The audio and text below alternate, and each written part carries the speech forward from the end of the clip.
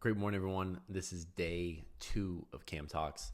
I'm just going to come on here and riff about what's ever on my mind. And for today, the theme is facing resistance, overcoming resistance by reframing exactly what it is.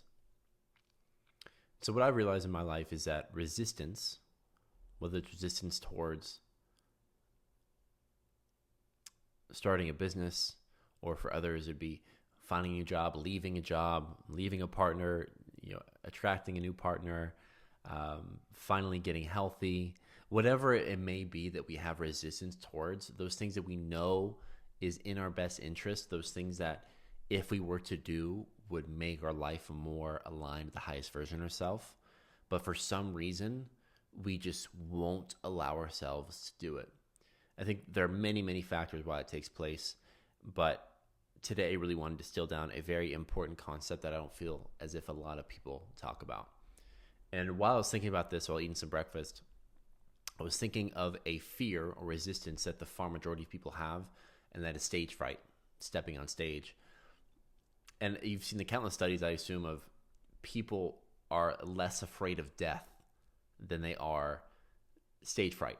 And so that's just saying something to begin with. And of course, there's the argument, which I completely agree with, and it definitely has some merit to it, of it's a primal instinct taking place, right? So all of us, of course, coming from primates, if we were to be banished or left from the tribe after saying something in front of others that they don't agree with, or doing something they don't agree with, and left on our own, we'd probably die. We're not going to survive on our own. We need other people to make it. And so that was definitely the case back then, but for the past few hundred years, a few thousand years maybe, that may have not been needed.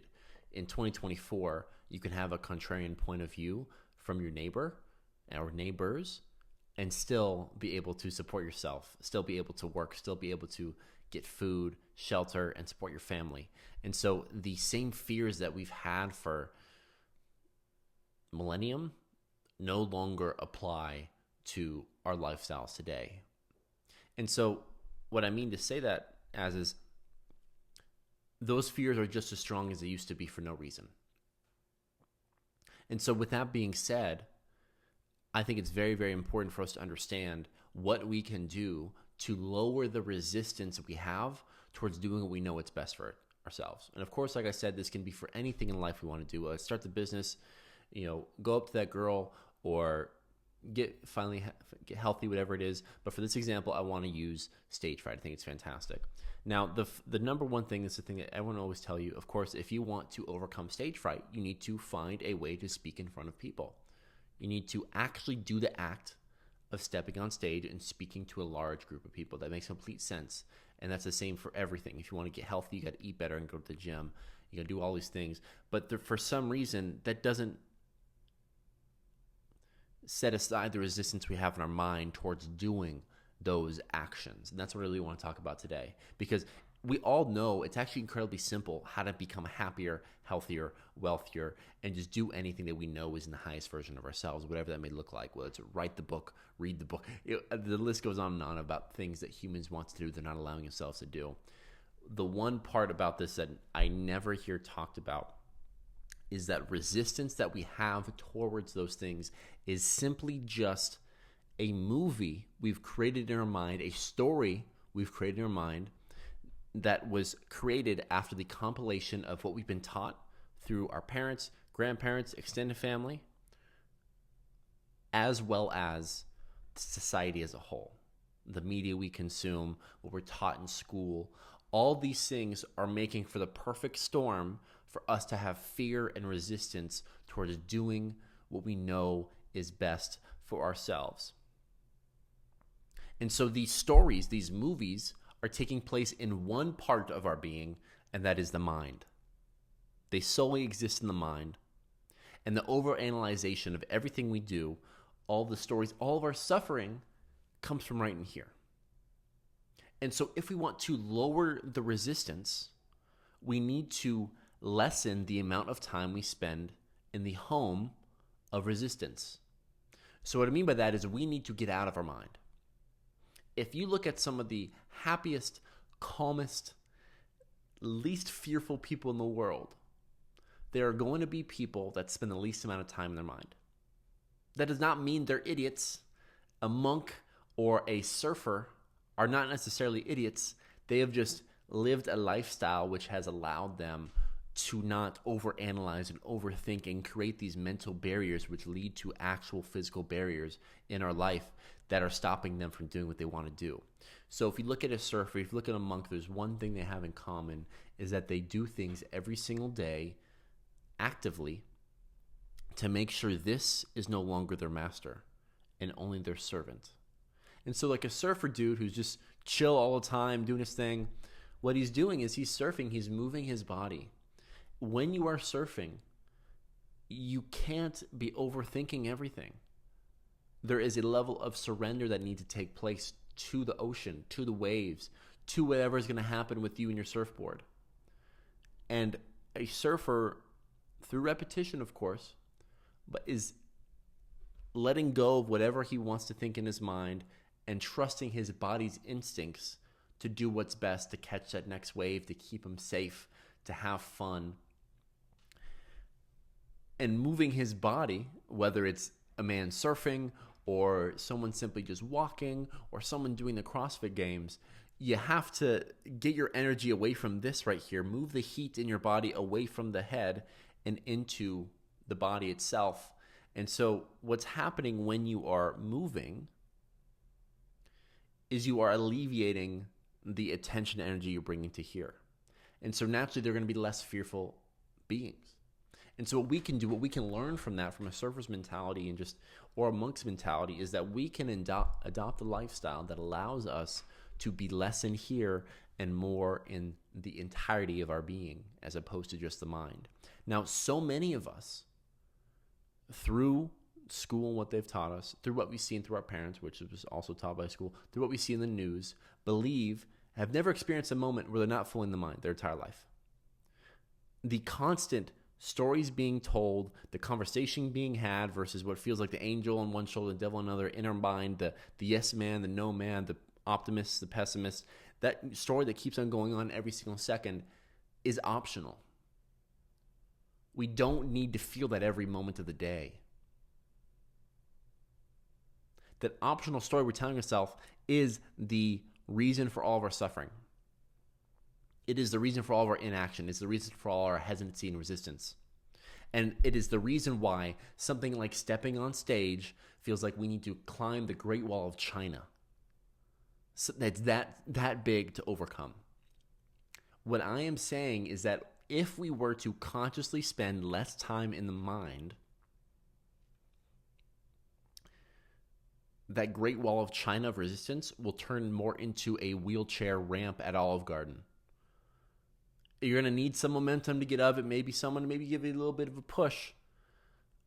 But if you had some arm strength, you could still overcome it pretty easily and get your goal of the breadsticks or whatever it is in your life. But how we do that, how we lessen the level of resistance that we feel,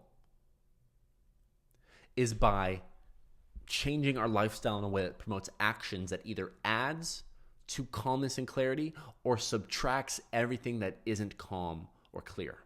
What I mean by that, of course, adding what I brought up the monk example earlier, is when we are constantly meditating or doing breath work, those are two actions we take, or movement or walking, actions we take to get ourselves out of the mind during meditation. The whole point of meditation is to see the thoughts we're having, the feelings we're having, and realize we are not them. It is to take a step back and look from a bird's eye view what's going on in the mind, allowing those thoughts to still take place, allowing those stories to still be told, but seeing that not as us, as something like a third person perspective, because that's how it's always been. That's our natural state of being. We're just remembering. So breath work and meditation will help us remove ourselves from our mind and see them as the illusions or stories, just fake stories we've been telling ourselves our entire life that we don't need to live our life based off of. That's one thing we can add on to our life: movement, meditation, breath work.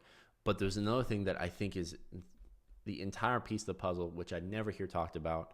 I never really hear about breathwork and meditation in the normal day-to-day, only in my little community here. But And of course, that needs to be added, but there's one thing that's not even talked about in this community, and that is conscious consumerism of our intention, of our energy. Whether we know it or not, we are constantly having our life force or energy being geared in one direction or another.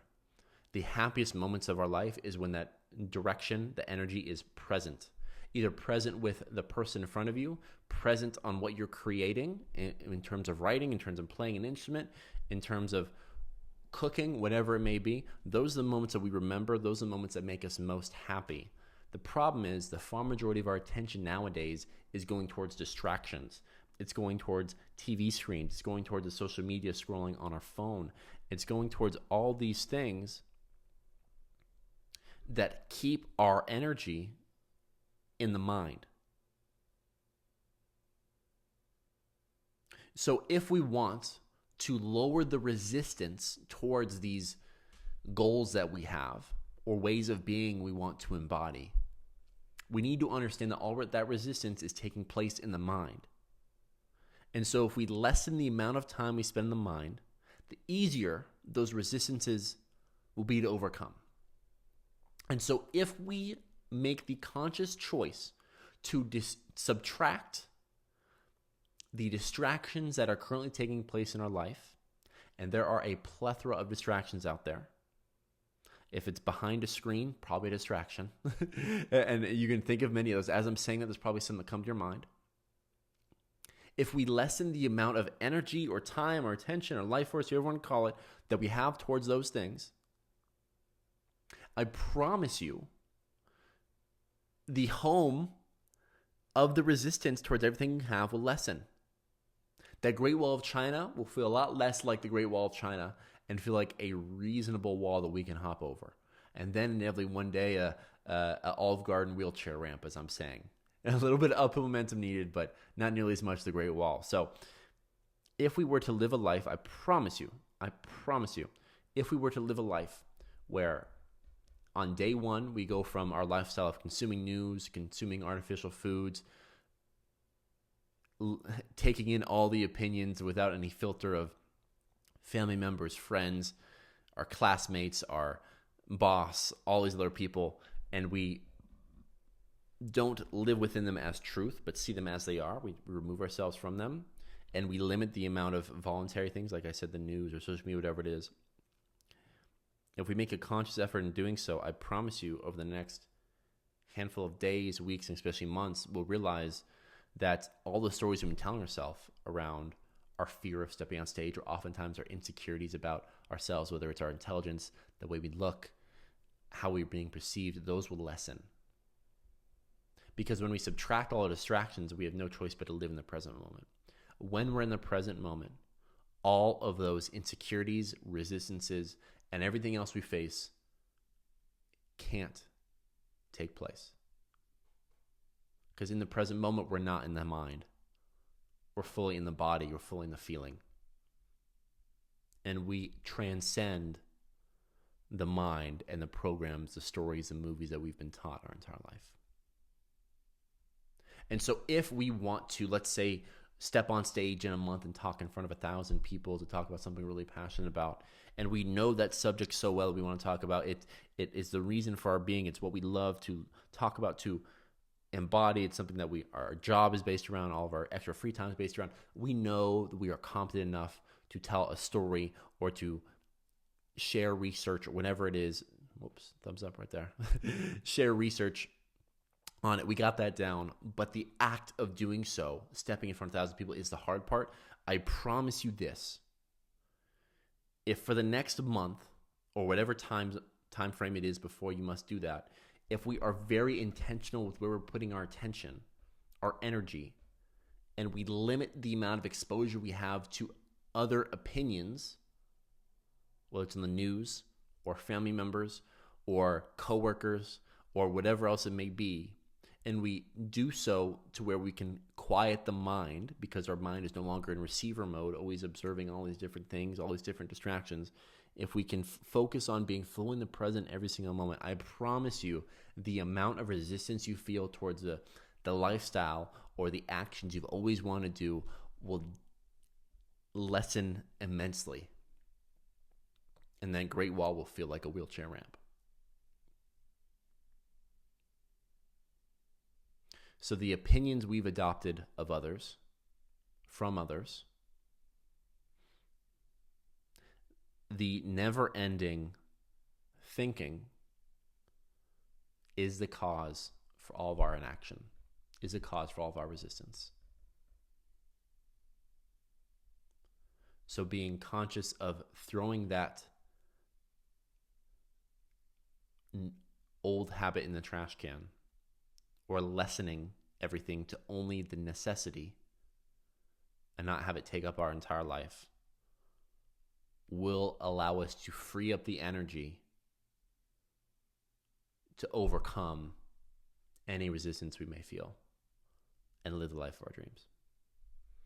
So that is how we get to our goal, not by addition, but by subtraction.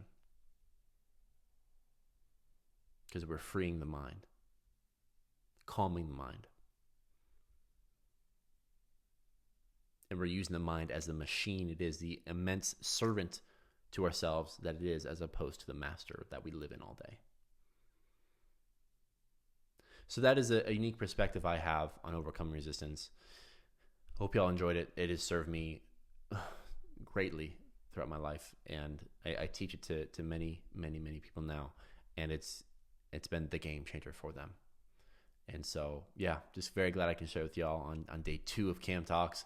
I'm loving these. I'm doing these all raw, uncut, filtered, one take. And yeah, we'll see how this goes. So thinking of you all, love you all. Have a fantastic or great day, great morning, excuse me. Have a fantastic morning, and I'll see you tomorrow. Bye-bye.